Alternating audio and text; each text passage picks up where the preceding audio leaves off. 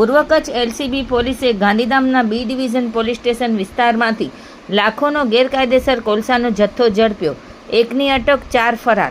સરહદી રેન્જ ભુજના પોલીસ મહાનિરીક્ષક ચિરાગ કોરડિયા, પૂર્વ કચ્છ એસપી સાગર બાગમારના માર્ગદર્શન હેઠળ લોકલ ક્રાઇમ બ્રાન્ચ પૂર્વ કચ્છે Gandhidham B division police station વિસ્તારમાં સફળ કાર્યવાહી હાથ ધરી છે.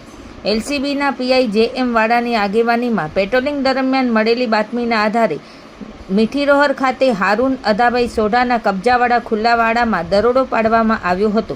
તપાસ દરમિયાન વિવિધ ટ્રક અને ટ્રેલરમાંથી ચોરી અથવા છડકપટથી મેળવાયેલ હોવાનું શંકાસ્પદ 164.9 ટન કોલસાનો જથ્થો મળી આવ્યો હતો.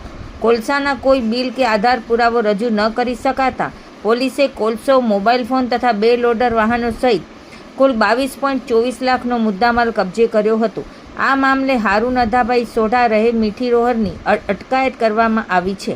તપાસમાં જીગરસિંહ વાઘેલા, અકબર હજામ, સંજય વર્મા તથા કમલેશ ઉર્ફે કમો ડામોરના નામ પણ સામે આવ્યા છે, જેઓ હાજર ન મળી આવ્યા હોવાનું પોલીસે જણાવ્યું છે.